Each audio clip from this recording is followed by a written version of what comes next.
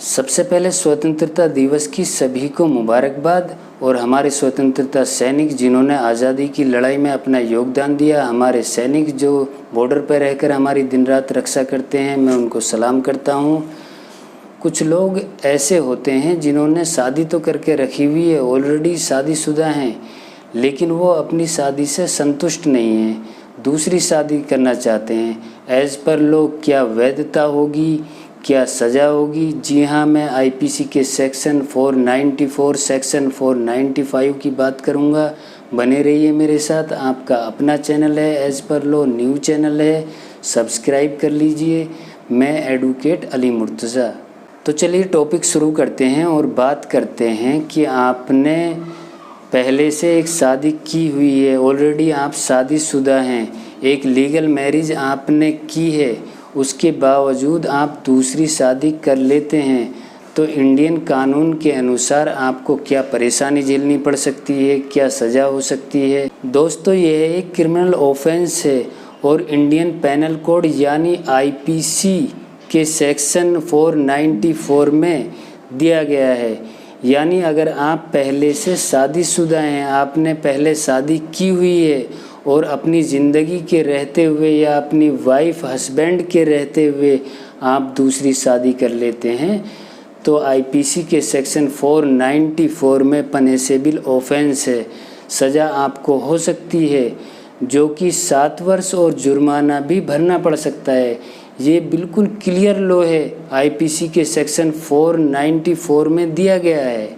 दूसरा मैं आपको क्लियर कर देता हूँ कि मुस्लिम पर्सनल लॉ या मुस्लिम धर्म को मानने वाले व्यक्तियों पर यह सेक्शन लागू नहीं होगा। यानी मुस्लिम पति पर यह सेक्शन लागू नहीं होगा, मुस्लिम पत्नी पर लागू होगा। मुस्लिम पर्सनल लॉ में मुस्लिम पुरुष को 4 शादी करने का राइट दिया गया है, जिसको Saira Bano versus union of India के केस में चैलेंज भी किया गया। अभी वो केस पेंडिंग है, निर्णय आएगा, मैं आपको अपडेट बताऊंगा। और एक दूसरी सुप्रीम कोर्ट की जजमेंट है कि भले ही पहली बीवी के रहते हुए दूसरी शादी गैर कानूनी अमान्य है, लेकिन दूसरी बीवी से जन्मा बच्चा वैध है। इसके साथ ही हम सेक्शन 495 की भी बात करेंगे, लेकिन इससे पहले हम सेक्शन 494 के एक्सेप्शन की भी बात कर लेते हैं, उसके बारे में भी जान लेते हैं कि कब आप दूसरी शादी कर सकते हैं और आपको सज़ा नहीं होगी।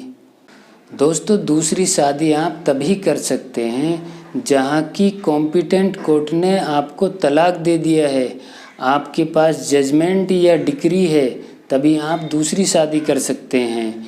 या कि कोर्ट ने आपकी पहली शादी को वॉइड डिक्लेयर कर दिया है, आपकी शादी ख़त्म हो गई है, तो इस कंडीशन में आप दूसरी शादी कर सकते हैं।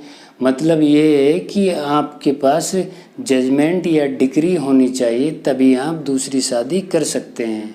दूसरा एक्सेप्शंस पति या पत्नी एब्सेंस हैं, यानी मिल नहीं रहे हैं, किसी ने उनको देखा नहीं है, किसी ने उनको सुना नहीं है, यानी 7 साल से ऐसा ही चला आ रहा है, ना तो किसी ने उनको देखा है, ना किसी ने उनको सुना है। तो इस कंडीशन में अगर आप चाहें तो दूसरी शादी कर सकते हैं, अगर एब्सेंस के समय को 7 साल से अधिक हो गया है। ये दूसरा एक्सेप्शंस होता है। इसके साथ ही तीसरा और इम्पोर्टेंट एक्सेप्शंस, जहाँ पर किसी एक स्पाउस यानी पति या पत्नी में से किसी एक की डेथ हो जाती है, मृत्यु हो जाती है, और आपके पास डेथ सर्टिफिकेट अवेलेबल है, तो इस कंडीशन में आप दूसरी शादी कर सकते हैं। ये तीसरा एक्सेप्शंस होता है।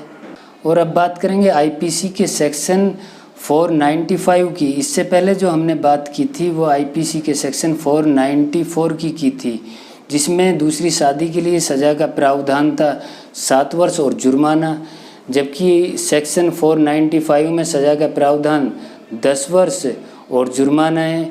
वो इसलिए क्योंकि आपने फैक्ट को कंसील रखा, गुप्त रखा, छुपाया। आपने जो दूसरी शादी की जिस पर्सन से की, उस पर्सन को पहली शादी के बारे में नहीं बताया। दूसरी शादी आपने पहली शादी को छुपा करके की, इसलिए आपको जो सज़ा होगी वो आईपीसी के सेक्शन 495 के अकॉर्डिंग होगी, जो कि 10 वर्ष और जुर्माना या दोनों से भी दंडित किया जा सकता है। आपको ये वीडियो कैसी लगी मुझे कमेंट्स बॉक्स में ज़रूर बताइएगा। आपने मुझे अपना महत्वपूर्ण और कीमती समय दिया, इसके लिए मैं शुक्रगुजार हूँ। मिलते हैं नए वीडियो में नए टॉपिक के साथ, तब तक के लिए जय हिंद, जय भारत।